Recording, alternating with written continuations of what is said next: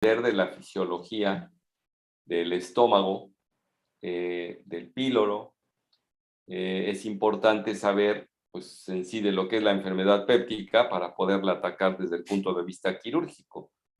Porque, pues, alguien me quiere, bueno, mejor, porque eso de que alguien me quiere decir normalmente genera algunos... ¿estás por ahí, Jessica, Amador?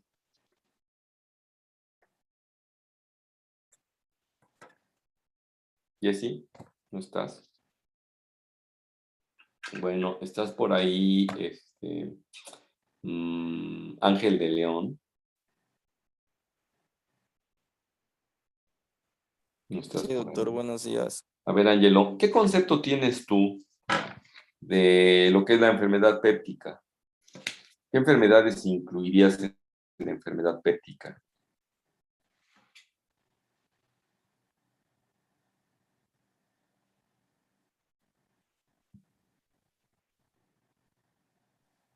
Respecto a EPI Cuando a o ti te nada digan, más oye, enfermedad hay un paciente péptica. con enfermedad péptica, ¿qué te viene a la cabeza? No sé por qué, pero se me vino a la mente la EPI. ¿A qué? La enfermedad pélvica inflamatoria se me vino a la mente. Enfermedad péptica, te vino a la mente enfermedad pélvica. Ok, bueno. No, no tiene nada que ver la enfermedad péptica con la pélvica inflamatoria, es totalmente diferente. Jesús Fernando, ¿quieres hablar? Sí, doctor. A ver. La úlcera, la enfermedad úlcera péptica es una lesión O sea, que no se dije ubica. de úlcera péptica, solo dije enfermedad péptica, pero ok, la úlcera péptica, pues es algo para las orejas, Ángelo, para que escuches a Jesús Fernando, en este caso, ¿no? Entonces dice la enfermedad ulcerosa péptica, ¿qué? Una lesión que se ubica en la mucosa o que puede penetrar otros estratos de manera en los órganos, como puede ser la mucosa, la muscular de la mucosa o la serosa, y que presenta inflamación y se puede ubicar en diversas porciones del tracto digestivo, como lo es esófago, estómago, duodeno, que se debe principalmente a la exposición de ácido clorhídrico y Y hay pepsina. uno no. También. Digamos, excepcionalmente puede Ujú. llegar hasta las primeras porciones de yeyuno, sobre todo en casos a donde la exposición al ácido es exagerada, ¿no? ¿Recuerdas en qué casos es exagerada la producción de ácido?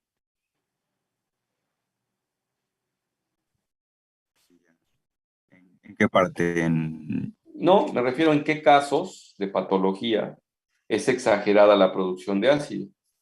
Hay una enfermedad específica a donde la cantidad de ácido es inconmensurablemente alta. No le gana ninguna enfermedad en cantidad de producción de ácido. Mm. Por ahí Vic Vargas quiere hablar. No podría ser en un gastrinoma. Un gastrinoma. ¿Qué otro nombre recibe el gastrinoma, Víctor? No, no conozco otro nombre para el gastrinoma. Ricardo. Es el síndrome de Schrödinger-Ellison. Síndrome de Schrödinger-Ellison con Z, doble L, ¿no? Ellison. Bueno, entonces hay algunas enfermedades. Creo que dijiste bastante bien hace un momento cómo definir la enfermedad péptica. Tú mismo que la estabas definiendo hace un momento, decías que se debía al ácido clorhídrico. ¿Quién eras? Víctor, ¿no? ¿O quién estaba comentando esto? El primero fui yo, Jesús Fernando. Tú fuiste el que lo definió, ¿no? Y que decías que se debía a ácido clorhídrico, ¿no? Sí. Sí, doctor. Ok. Ahora, en cuanto a cuando se trata de esófago, ¿cuál es la etiopatogenia de que existan úlceras en el esófago?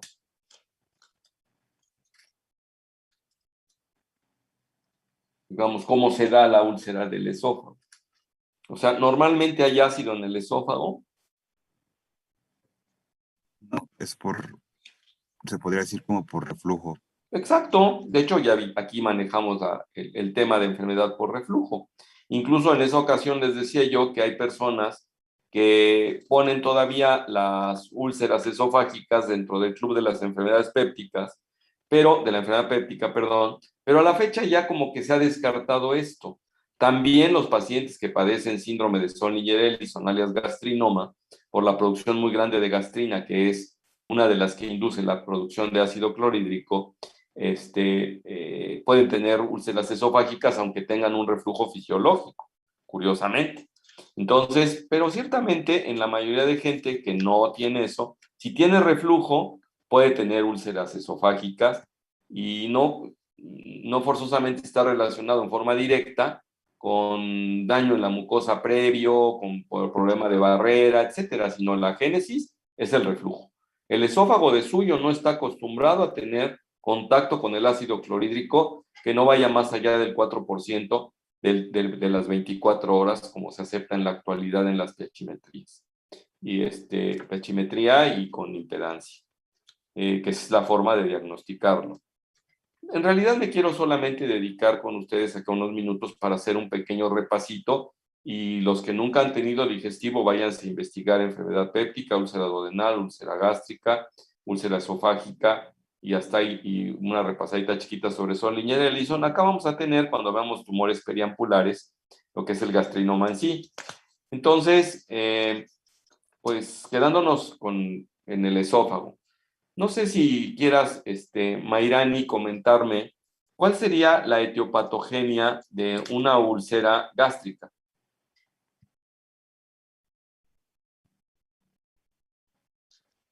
Está relacionado con el Helicobacter pylori. Eso es número 1, Helicobacter pylori. ¿Qué otra cosa?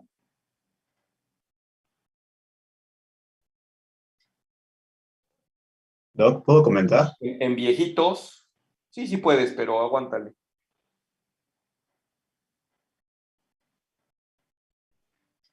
A ver, comenta.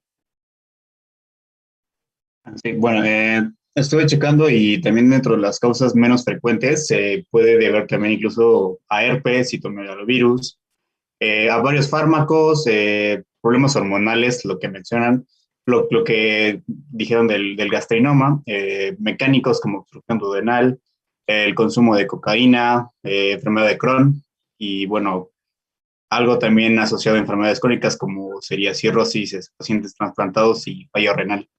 Eso es en una lista amplia y tienes razón.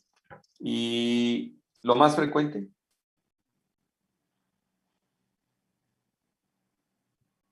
O sea, sí, todo eso que dijiste, sí. Pero lo más frecuente, o sea, de cada 100 que ves, más o menos 90, ¿no? 85. Bueno, en gástrica a lo mejor de 50-80%, le estaríamos dando la razón a Mayrani. Y otra cosa muy frecuente de ver, El consumo de AINES. exactamente, los viejitos que por artropatía tienen que estar consumiendo, eso es una de las causas más frecuentes. Las otras también cuentan, pero no son de tanta frecuencia. Entonces, ok, pues hasta allá vamos. Y en el caso, no sé si también a Mayrani quisieras comentar sobre lo del duodeno. En el caso del duodeno, ¿cuál sería la etiopatogenia?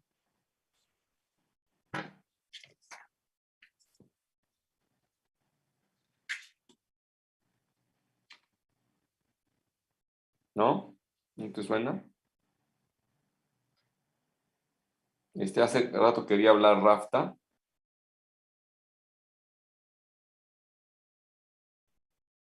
¿No? O Mabel.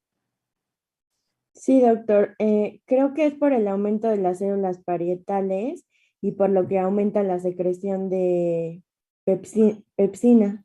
Más que de pepsina es de ácido clorhídrico. En todos los casos participa al final la pepsina, también porque se puede activar, pero el ácido clorhídrico aumentado, o sea, si nosotros podemos analizar una tabla, incluso se las voy a pasar acá a manera pues, de repaso aprendizaje, porque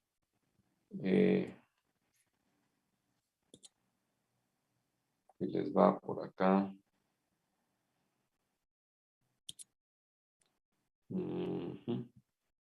Eso fue un tema que vimos con los de digestivo apenas, que habla sobre, pues sobre fisiología, ¿no? Y vamos a ver aquí, ácido y Helicobacter pylori.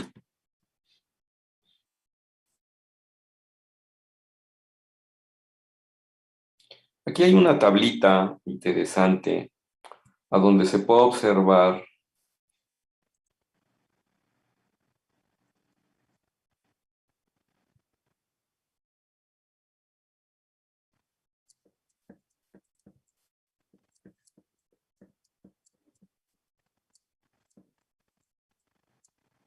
ahí les pongo esta tablita para que lo dejen en su memoria ahorita. Pues es que esto es la introducción para saber cuándo operar, ¿no? Entonces, miren, las úlceras gástricas, a diferencia de las duodenales, es que en el caso de la edad, las úlceras gástricas son más de personas mayores que la duodenal. Las células parietales, ahorita acaba de comentar Mabel, que están aumentadas en el caso de úlceras duodenales, 10 a 20. ¿Y por qué células parietales, Mabel? O sea, ¿qué tiene que ver que haya más células parietales? ¿Qué va a producir que haya más células parietales?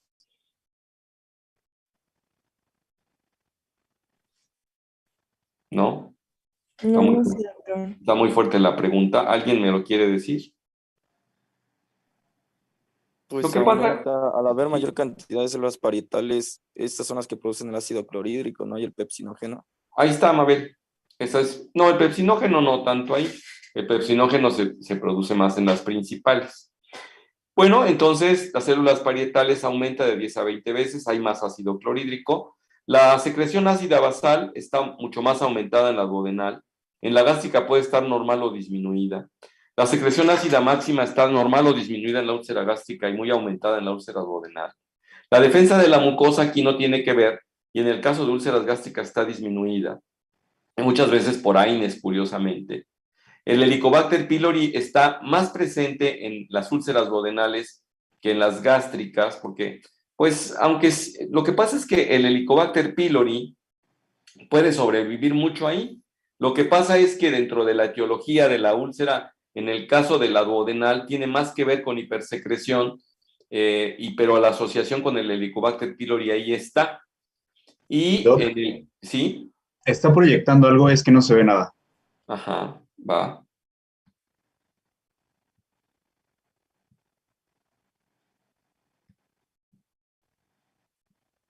Ahí lo tienen. Esa es la que tenía.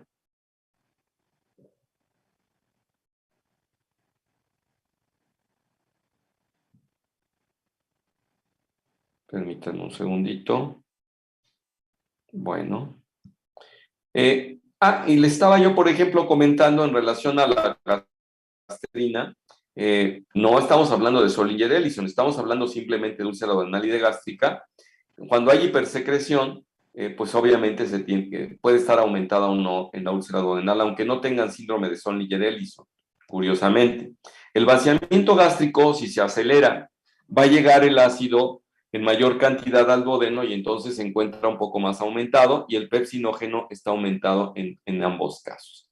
Entonces, ahí tienen ustedes alguna de las explicaciones del porqué de esto. Vamos a regresarnos ahora a... ¿Qué tiene que ver los nervios vagos con esto, muchachos? Del estómago, el nervio vago, ¿qué tiene que ver con esto? ¿Me podrías decir algo, por ejemplo,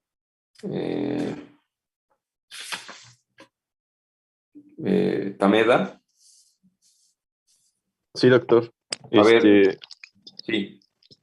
Pues por lo que me acuerdo es que la rama izquierda, bueno, la anterior del vago, va a liberar una hormona específica que estimula también la liberación de la gastrina.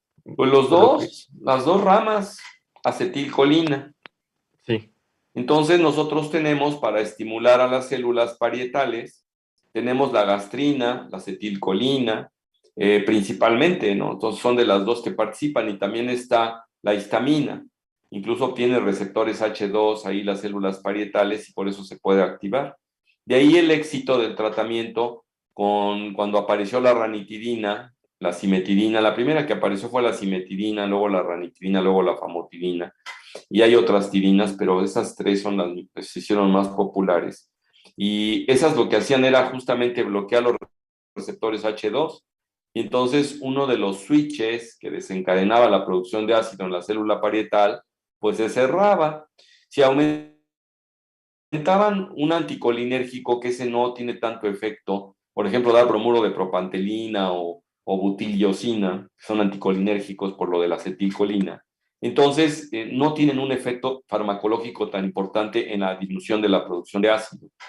Y en el caso de la histamina, los bloqueadores H2, pues bloquearían ese canal. Y en el caso, por ejemplo, ahora de los prazoles, del omeprazol, que por mucho el mejor tratamiento para la enfermedad péptica en la actualidad, tú mismo si quieres, Noritsugu, si habláramos de enfermedad péptica gástrica y duodenal, vamos a quitar el reflujo como causa de enfermedad, vamos a quitar el reflujo como del esófago, vamos a dedicarnos solo a estómago y a duodeno. ¿Cuál es el mejor tratamiento que hay en la actualidad para eso? Para la enfermedad péptica, gástrica o duodenal, sea gastritis, sea úlcera gástrica, sea úlcera duodenal. ¿Con qué te queda? Se sugiere en primera instancia un tratamiento médico con inhibidores de bomba de protones. Exacto. ¿Y qué otra cosa, dado lo que comentaba Amairani?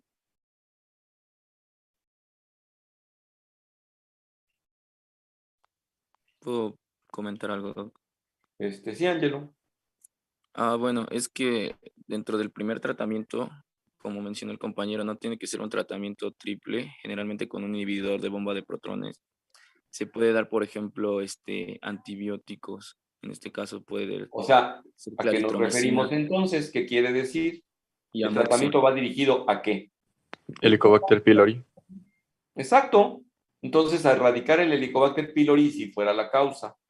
En gástrica, no forzosamente va a ser la causa. En duodenal, aunque no es la causa directa, sí está asociado. Y entonces vamos a disminuir la producción de ácido por un lado. Y por otro lado, si está presente el Helicobacter pylori, erradicarlo. ¿Ustedes creen que el paciente pueda sanar de una úlcera gástrica o duodenal, que no tenga que ver con un tumor, por supuesto, en la gástrica, solo con bloqueadores de bomba de protones? ¿Tú qué piensas, Rafta?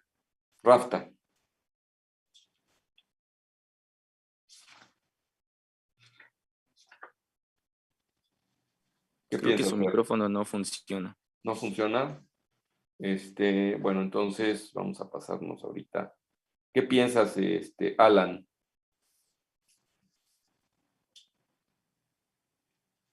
O Carmina, ¿qué ibas a comentar? Gracias, Ricardo. Así, yo iba a comentar que aparte de lo que mencionaron mis compañeros, también leí que se utilizan los antagonistas de los receptores H2 de la histamina. Sí, es lo que comentaba. Sí, sigue, Carmina. Por ejemplo, la famotidina, la cimetidina, y antes creo que también se utilizaba la ranitidina, pero la COFEPRIS ya la quitó, ¿no? De aquí de México. Pues la han quitado porque dice que tenía que ver con algunas alteraciones, pero se prescribieron millones y millones y millones de dosis. Yo creo que la realidad es la poca eficiencia comparado con los bloqueadores de bomba, con los prazoles, y que ya pudiera resultar no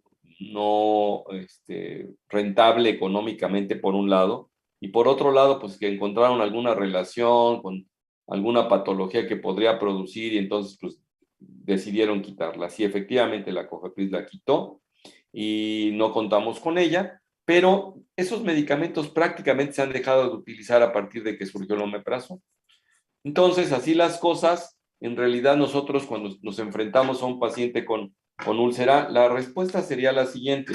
Si utilizamos bloqueador de bomba de protones, efectivamente, cura en un 80-90% los casos de úlcera péptica, tanto duodenal como gástrica, pero si no erradicamos el Helicobacter pylori y está presente, recurren los pacientes. Bueno, ¿qué sucede con la enfermedad péptica en cuanto a sus manifestaciones, no? Y entonces la pregunta diría, bueno, ¿a quiénes vamos a operar si ya prácticamente el 90 y tantos % de pacientes se curan, ¿no? Entonces, una de las láminas que traigo acá son las indicaciones para cirugía en enfermedad péptica, y básicamente son hemorragia, que no se pueda cohibir, que incluso no forzosamente tenemos que participar los cirujanos, sino que en muchas ocasiones los endoscopistas la resuelven. Tienen que ser endoscopistas intervencionistas, de preferencia, por supuesto, que se perfore la víscera prepilórica, duodenal o gástrica, que se obstruya, si los pacientes han tenido úlcera, reparación, hacen fibrosis, y pues pueden llegarse a obstruir, sobre todo a nivel prepilórico, a veces mero en el estómago. Falta de respuesta al tratamiento adecuado, a pesar de que lo estén tomando, el paciente no responde, que eso es muy raro. Y que el paciente tenga una úlcera que no cicatriza, que eso también es raro. Entonces, ahí está donde viene la necesidad del entendimiento de la fisiología del estómago y cómo hacerle, ¿no? Voy a pasarles a ustedes un caso clínico rapidito, a donde tenemos un paciente de 50 años de edad que trae un índice tabáquico de 15 al día, OH ocasional moderado, practica cardio, hace pesas en un gym, es empresario textil, le va bien al señor, es exitoso. Tuvo en la infancia sarampión, varicela, y le quitaron un quiste de intrusión en la espalda, como quirúrgico. Y su cuadro clínico lo inicia con dolor abdominal súbito, generalizado, que tiene 4 horas previas al ingreso a urgencias. Este dolor, cuando está en urgencias, dice que se le incrementa cuando respira profundo, y lo refiere en una escala de 5, análoga 5 de 5. O sea, es un dolor cañón. Posteriormente, en la exploración física lo encontramos con una frecuencia cardíaca de 100, respiratoria de 38, una TA de 150 a 100, que esto más bien nos estaría traduciendo que está angustiado, ¿no? Porque no tiene datos de choque. Tiene una talla de 1,68 y pesa 59 kilos, es una persona que se mantiene bastante on shape. Lo encontramos con una posición antiálgica, engatillado, con las manos en el abdomen, diaforético, pálido, angustiado. El abdomen está plano, es un paciente además deportista, con resistencia generalizada, francos datos de irritación peritoneal por síndrome de Bloomberg, o sea, el rebote está bien positivo. Predomina las molestias en mesogastrio y ambas fosas, y en el hipogastrio también. La peristalsis está ausente, no hay ruidos intestinales, y menciona la evacuación normal por la mañana.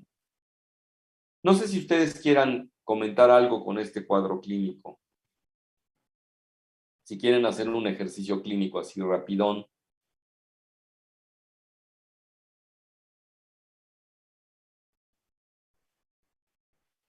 ¿Alguien quisiera hablar?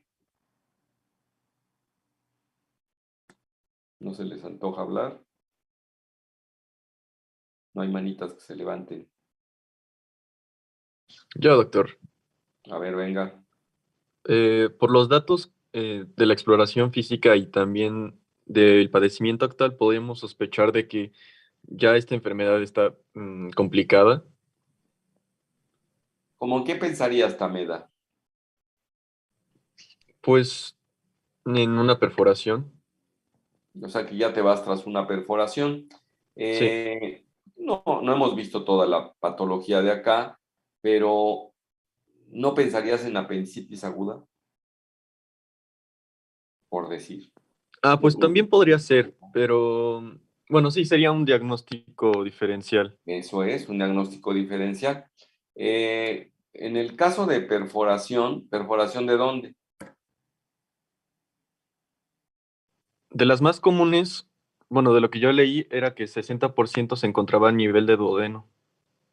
Bueno, te refieres a perforación por enfermedad péptica, pero Sí. haciendo un ejercicio te llega a urgencias y el paciente no te llega con una etiqueta de tengo enfermedad péptica. Tengo dolor y estoy con estos datos y tengo vientre, pues casi en madera, ¿no? Entonces, ¿a alguien se le ocurre otro tipo de perforación en otro sitio?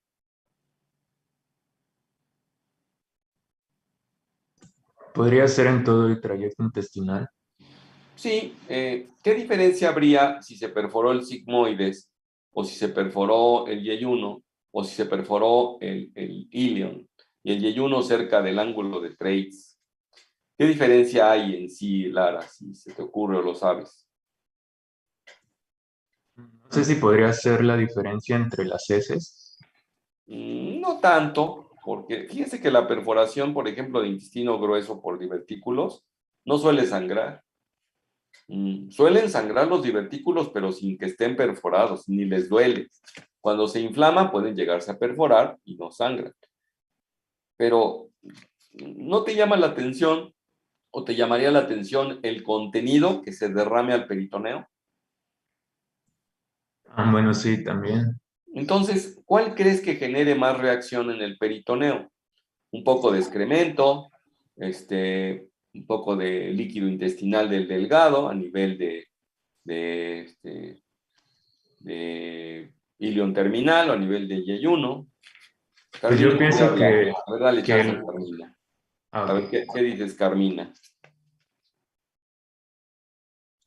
¿O no? No, pues es que hace ratito yo quería comentar que me llamó mucho la atención lo del índice tabáquico, y es que yo había leído que parte de la etiopatogenia de la enfermedad por úlcera péptica tiene que ver con el tabaco. Y también quería hacer énfasis en lo de el abdomen en tabla. Creo que así se llama, abdomen en tabla, O en madera. que, Sí, ajá, en efectivamente. tabla o en madera, ajá, que eso es un dato, pues, como cardinal, bueno, uno de los datos cardinales, ajá, de la perforación. Sí, en efecto, pero perforación gástrica o duodenal, o incluso del yeyuno inicial. Entonces, una de las cosas a donde quería yo dirigir, Lara, la respuesta era en el sentido de que, pues a lo mejor que se perfore un divertículo va a producir mucha sepsis, pero no un abdomen tan en madera. En realidad, la respuesta al ácido directamente es cañona de parte del peritoneo y genera una resistencia, o sea, en realidad se vuelve un dolor parietal muy intenso. Entonces, dentro de los diagnósticos diferenciales para descartar apendicitis no tiene un patrón lógico. Una perforación de úlcera como primera manifestación, porque no se habla que traiga antecedentes de enfermedad péptica o que fuera consumidor de AINES o que fuera consumidor de bloqueadores de bomba de inhibidores de bomba de protones como sería el omeprazol, pantoprazol, lansoprazol, rabeprazol y laprazol, ¿no? Ninguno de esos. Entonces, bueno, por eso es que hay que ir haciendo el ejercicio. Estando así, ¿qué le piden? No sé si tú misma que estás hablando quisiera preguntarte, ¿qué le pides a este paciente?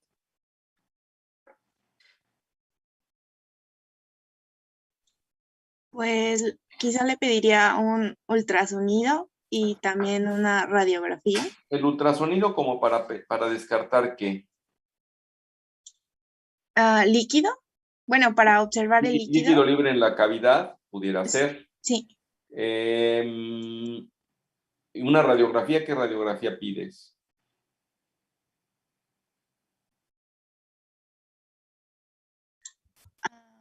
¿De tórax?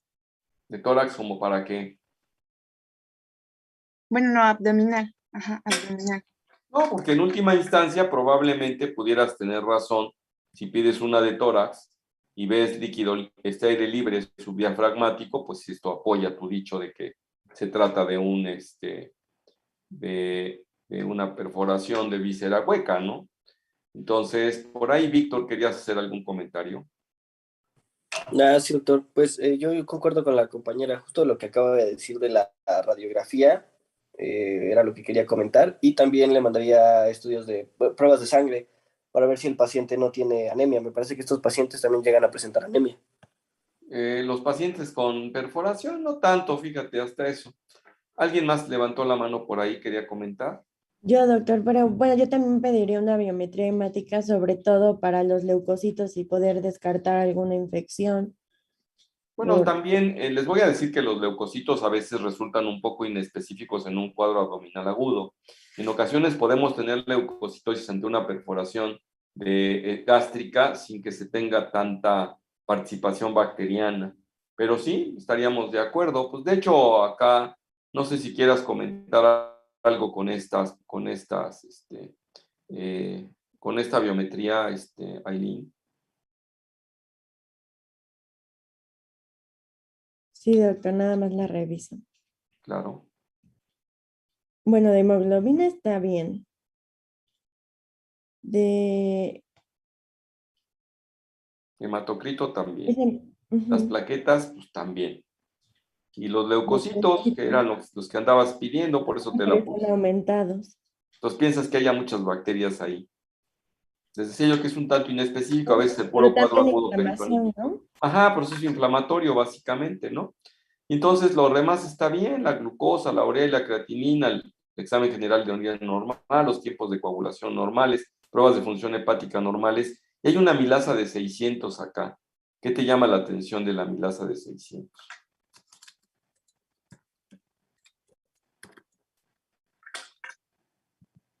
Y una vez les pongo lipasa ahí para que se entretengan.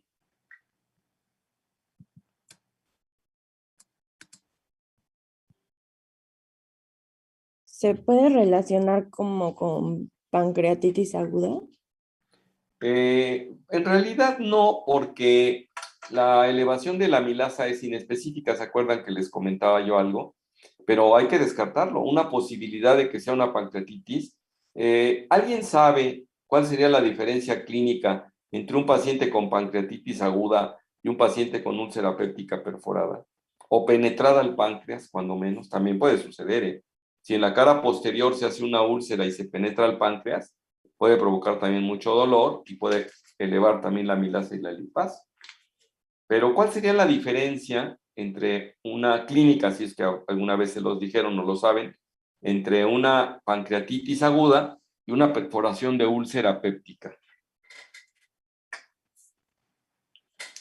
Hace rato su compañera decía que casi es una especie de signo patognomónico de perforación gástrica o prepilórica, hablando, apoyando lo que comentaba su compañero Tameda, de que leyó que pues básicamente las prepilóricas ocupan el 60%, ¿no? 65%. Entonces, bueno, si está perforado, entonces, ¿en qué podríamos estar pensando, no? Yo recuerdo que escuché alguna vez que había dolor en epigastrio y este se irradiaba a la espalda y era pues muy doloroso para el paciente. O sea, el paciente no podía mantener una posición adecuada. En el Además, caso de páncreas, ¿no? sí. Ok, bueno, entonces el dolor pancreático es un dolor en barra, más localizado a la parte superior, no generalizado. Y les voy a pasar el tip. La pancreatitis al principio no suele producir resistencia muscular. El abdomen está como blando y depresible. Y uno de los datos es el viento de peritonitis. Piensen que puede ser perforación gástrica, prepilórica, duodenal o incluso hasta yeyunal si se tratara de un paciente con síndrome de Soniger-Ellison. Entonces, bueno, eso es lo que tenemos. Aquí al paciente se le pidió, el ultrasonido se le pide más que nada para descartar si tiene pancreatitis, más que para otra cosa. Y también nos ayuda en caso de líquido libre en la cavidad. En este caso, la vesícula la encontraron normal, el páncreas normal, pero encontraron líquido libre en el espacio subfrénico y en ambas correderas. Hicieron el diagnóstico de probable ruptura de víscera hueca. Y pues ciertamente ante la evidencia, al paciente se le tomó una placa de tórax, si ustedes quieran, y entonces se veía aire libre subdiafragmático, ¿no? Entonces acá se ve, por ejemplo, la burbuja del estómago y se separa en el fundus gástrico otra con respecto al diafragma, y por eso ponen las flechas el autor, o acá simplemente se ve del lado derecho. Lo que llama la atención es que pareciera un nivel, ¿no? Aquí yo no sabría si se trata de un absceso hepático o si se trata de una perforación de víscera hueca, pensando en aire libre, ¿no? Que también pudiera dar esa imagen, como que por el aparente nivel, no por otra cosa, ¿no?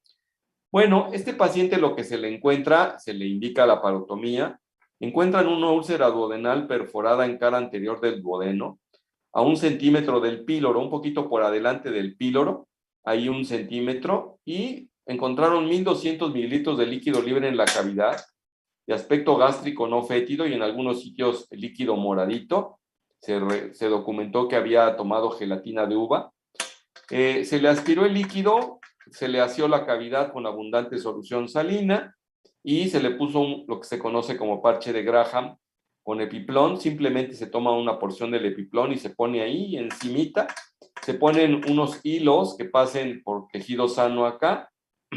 No pasan forzosamente debajo de la úlcera o penetrar todas las capas. Pueden hacerlo, no hay problema, porque en este caso lo que nos está mostrando el autor es que atraviesa todas las capas y dejan los hilos abiertos, ponen el parche y ya hacen los nudos sobre el parche.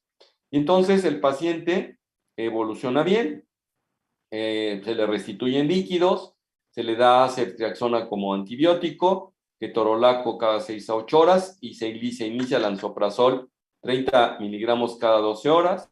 Tiene el paciente buena evolución clínica, ingiere líquidos a partir, aquí le vamos a cambiar, que el lansoprazol no es algo que tenga, vamos a ponerle que le pusimos pantoprazol, a razón de 40 miligramos cada 12 horas.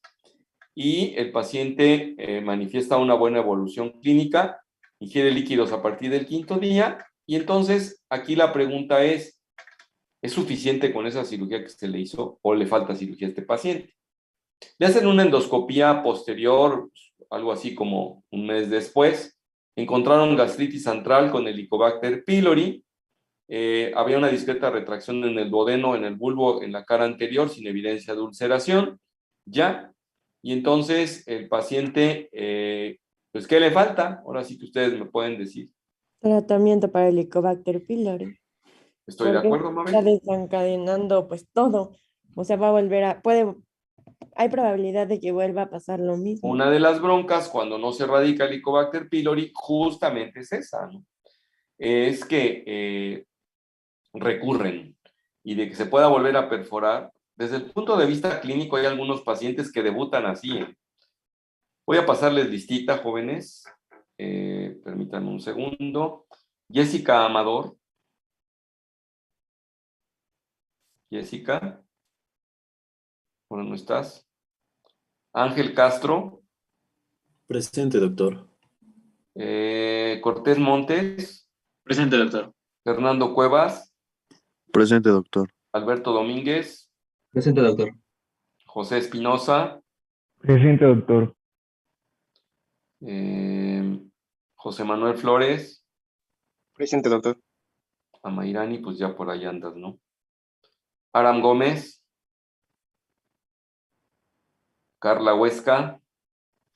Presente, doctor. Zaira. Presente. Ricardo, también por allá te vi. Lupita López. Presente, doctor. Jesús López. Presente, doctor. López Alonso. Carla Paola Lozano. Presente.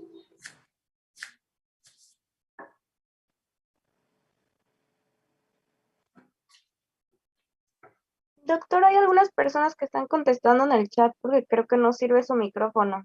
Ajá, ¿las identificas? Pues solamente serían, bueno, pues son 3 ya, 2. Sería Jessica o Jesús López. A ver, vamos a checar por acá el chat. Jesús sí contestó, pero está muy chiquito. Jessie Amador es la que. Doctor, no sé si me escucha, dije presente. ¿Jesús? Ajá, pero no sé si se escuchó. Déjame ver.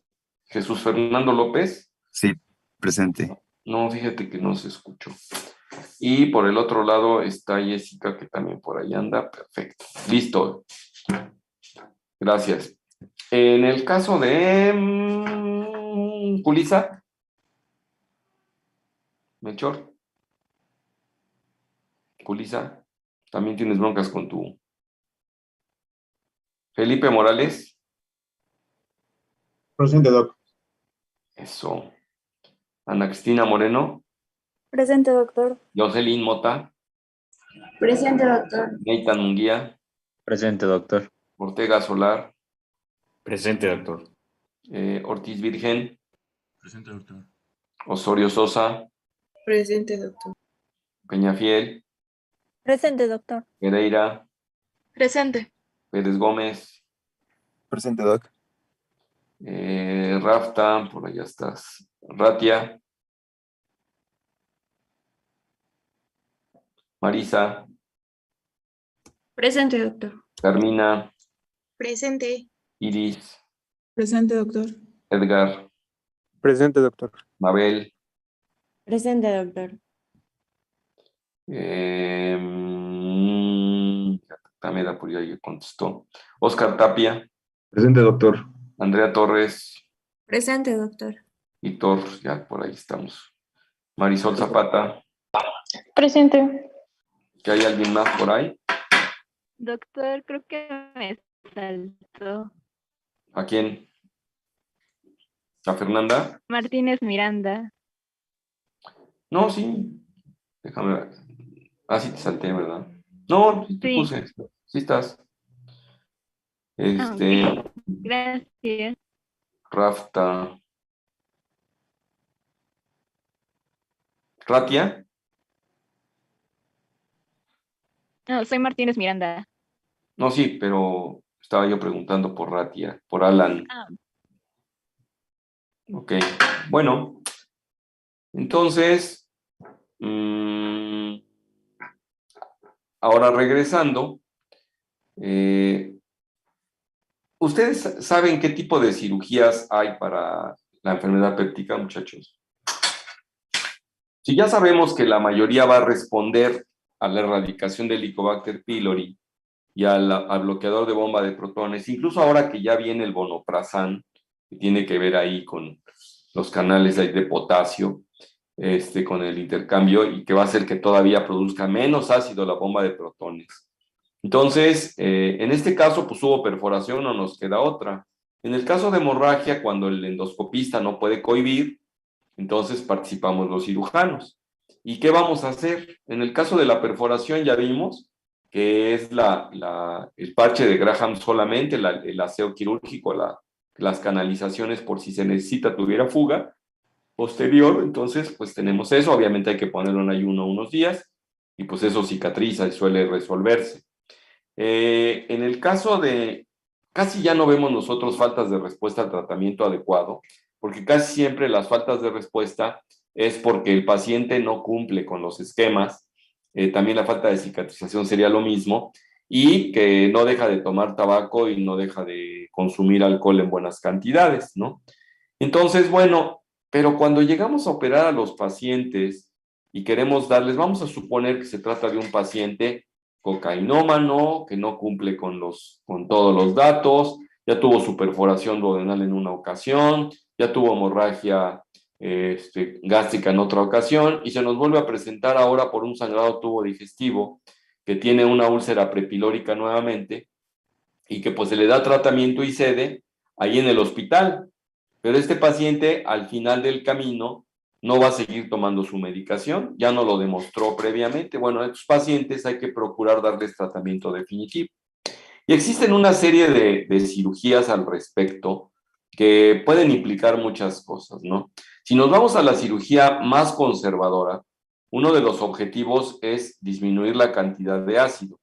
Y la cirugía más conservadora es preservar los vagos. Aquí se está preservando el vago anterior, alias el izquierdo, se está preservando el vago posterior, alias el derecho, y lo único que se hace es cortar todos los filetes nerviosos que van hacia el cuerpo y hacia la parte del antro, respetando 7 centímetros del antro, a donde se deja la conocida pata de cuervo, que eso hace que inerve el píloro y el antro para que no deje de haber propulsión hacia adelante y el píloro se pueda estar dilatando. Si nosotros no respetáramos esa, pues permítame un segundo, por favor. ¿Sí? ¿Sí, dígame? Es que estoy dando clases, ¿qué pasó?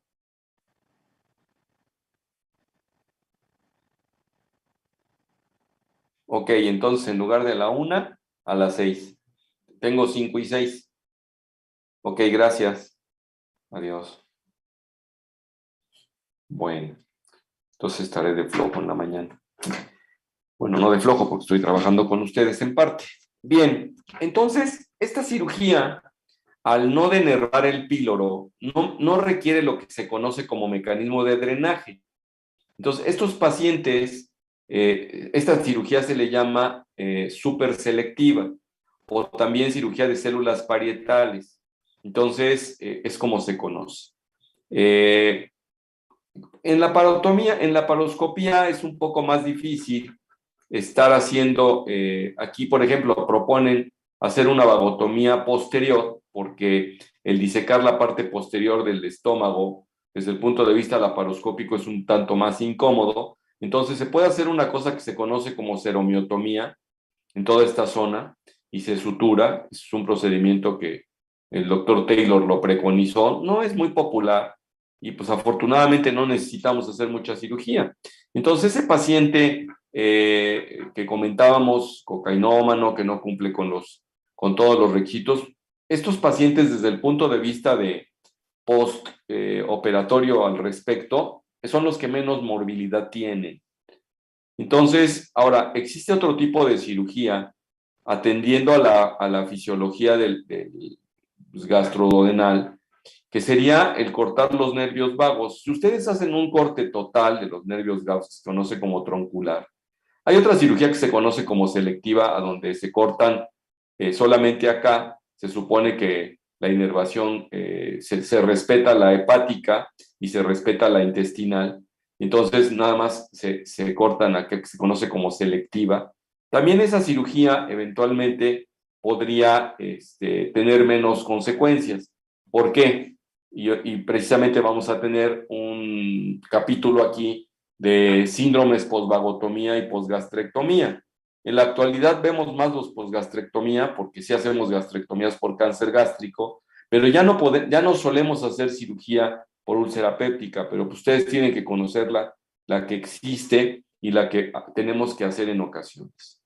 Bueno, ¿qué pasa si el paciente hizo una estrechez duodenal por cicatrización?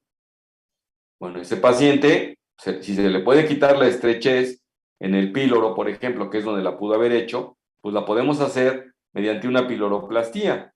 Pero ese paciente va a seguir secretando ácido. Entonces, una de dos, le hacemos la piloroplastía más una vagotomía de células parietales que acababa yo de mencionar, o podemos hacer una vagotomía troncular directamente. El pero que tiene es que vamos a denervar la circulación de la vesícula y vamos a denervar la inervación de la vesícula y al intestino en general. Entonces, eso va a tener consecuencias. Bien, entonces nosotros podemos hacer, después de una vagotomía troncular, las ramas motoras del antro gástrico se afectan el vaciamiento y se cierra el píloro, y entonces se hace forzoso hacer lo que conocemos como mecanismo de drenaje. Y pues, ¿cómo lo podemos hacer? Pues hay varias formas. Una de ellas es, no le hagan caso, es hacer, hay varios tipos de piloroplastías, o también se puede hacer una gastroduodenoanastomosis y saltarse el píloro, o hacer una gastroyeyunostomía, o sea, unir el estómago con el yeyuno, y entonces nos saltamos el píloro y ya el paciente puede comer y salirse del estómago lo que tiene si se trataba de una estenosis. Si no tiene estenosis, pero se decidió hacer una vagotomía troncular, de todas maneras hay que hacer lo que se llama mecanismo de drenaje. Y el mecanismo de drenaje puede ir desde el más conservador, que es romper las fibras, primero pues la serosa y las fibras musculares hasta la circular, y respetar la mucosa un poco parecido como en la cardiomiotomía de Heller. ¿Se acuerdan ustedes que ahí respetamos la mucosa? Pues aquí queda la mucosa respetada y así se deja al paciente. Entonces, a veces puede llegar a recurrir y estenosarse y tener un vaciamiento gástrico retardado o hasta muchas veces una gastroparesia, ¿no? No gastroparesia en el sentido de que se paralice el estómago, y por cierto, una causa de gastroparesia puede ser la vagotomía troncular. Yo tuve un caso de una mujer de 90 y tantos años de edad que tenía una estenosis pilórica, pensaron que era un cáncer gástrico, se descartó que fuera cáncer gástrico, le hice una gastroyeyunoanastomosis, pero las gastroyeyunoanastomosis, o sea, la unión, aquí hagan de cuenta que se levantó el epiplón, el estómago se asoma aquí, se le hizo una ventana al epiplón, se asoma el estómago por acá, y un asa de yeyuno se une, es lo que se conoce como gastroyeyunoanastomosis. El yeyuno no está acostumbrado al, perdón, directamente a la acidez del estómago. Entonces, estas uniones se ulceran fácilmente. Si tenemos necesidad, fíjense, aquí surge al revés. Suponiendo que la paciente, en el caso de la viejita que les narro, o 90 y tantos años de edad, suponiendo que con esto alivio la obstrucción, la bronca es que pueda hacer una úlcera anastomosis. Entonces, ¿qué puedo hacer con ella? Con ella quise ser lo más breve posible y decidí hacerle una vagotomía troncular y me ha generado una gastroparesia que la paciente casi no se le vaciaba el estómago hacia el yeyuno, como que se le paralizó. Tenemos otro tipo de piloroplastías, esta es la más clásica, la de Heineck-Mikulix, a donde se hace, aquí sí se inciden todas las capas y se sutura en forma transversal para quitar el efecto de esfínter del píloro. Entonces se conoce como de Heineck-Mikulix o algunas gastroduodenosanastomosis, a donde se hace una incisión en el estómago y en el duodeno y luego se unen. Esta se conoce como Finney y esta se conoce como de Yabulay. La de Yabulay no abarca todo, sobre todo si hay estenosis acá en el píloro, entonces nada más se decide unir el estómago con el duodeno, se hace una gastroduodenosanastomosis. Acá sí se pasa a través del píloro y entonces al paciente pues se le cierra finalmente, ¿no? Lo que queda abierto, por decir así. Entonces, estas son gastroduodenosanastomosis las dos. ¿Qué sucede si al paciente, fíjense, la cirugía antiguamente cuando hacíamos, no existían ni siquiera la ranitidina, ya no me tocó esa, sí todavía me tocó una colita, pero ya existía la ranitidina cuando yo era estudiante de medicina. Entonces, pues ya había cambiado totalmente el criterio. Antes, pues, muchos pacientes se operaban por úlcera péptica y complicaciones. Entonces, la cirugía que mostró el mejor efecto era una de ellas, antisecretor, era a donde se hacía una vagotomía troncular y se hacía una antrectomía. Entonces, quitaban ustedes dos factores de producción de ácido. Uno, el de la acetilcolina, haciendo la vagotomía troncular, y el otro, la antrectomía, quitándole el factor de gastrina, principalmente. Entonces, abarcaban ustedes esos dos y estos pacientes recurrían muchísimo menos en úlcera que a los pacientes a los que solamente se les hacía vagotomía y piloroplastia. Formas digamos, de generar la continuidad entre el estómago y el duodeno, pues es una de ellas que se conoce como Billroth 1, a donde si les alcanza el estómago para unirlo con el duodeno, porque el duodeno está fijo y el estómago pues a veces ya no da, entonces Billroth 1, si no alcanza, entonces se deja, se hace la antrectomía y se utiliza el yeyuno y se conoce como Billroth 2, y si deciden no hacer esa, pueden ustedes hacer una que se conoce como Yederru, a donde acá se corta y esto se lleva hacia acá abajo, aquí está, y se deja solamente el yeyuno unido al estómago. Claro, esos tienen que hacerse vagotomía porque si no se les ulcera. Entonces, bueno, con esto les quise explicar de qué se trataba. Aquí hablan de en el caso de úlcera gástrica, cómo resecar, en el caso de úlcera, y siempre hay que, por ejemplo, quitar, aquí están proponiendo quitar la úlcera, pero no se tiene que quitar la úlcera forzosamente. Puede dejarse la antrectomía y la vagotomía y va a sanar la úlcera en forma espontánea después. ¿Qué traigo por acá? Pues bueno, ¿qué cirugía vamos a escoger? Pues depende un poco del estado general del paciente, menos resecciones, pues según donde sangre la úlcera, en el caso de sangrado, ahí sí nos tenemos que meter directamente a atender al paciente, a suturar. Podemos hacer una gastrotomía, abrirla y ponerle sus puntos donde está sangrando. Suele suceder esto con las prepilóricas y a veces llega a pescar hasta la gastroduodenal y sangran, pero en serio los pacientes. Entonces, una indicación poco común de intervención es úlcera que no cicatriza ni responde al tratamiento, úlceras muy grandotas, que también es relativo, y lo de las complicaciones que hablábamos, ¿no? Y entonces, aquí el diagnóstico diferencial digamos, de una úlcera que se supone no cicatriza, pues es cáncer, si existe el Helicobacter pylori no se ha erradicado, y pacientes que no acatan el tratamiento, lo que les había yo comentado, o que sigan utilizando muchos antiinflamatorios no esteroideos, o el síndrome de Zollinger-Ellison. Ahí en el de Zollinger-Ellison lo ideal pues es quitar el gastrinoma, y algunos pacientes a donde tienen muchos, tal vez hasta metástasis del gastrinoma, que a lo mejor no los mata pronto, pues sí llega a ser gastrectomía total, porque la principal bronca es la producción de ácido, se les hace gastrectomía total, son digamos de las excepciones, ¿no? ¿Alguna pregunta o comentario con respecto a esto? Ya con esto terminamos cuáles son los tipos de cirugía que se pueden hacer para úlcera, ¿no?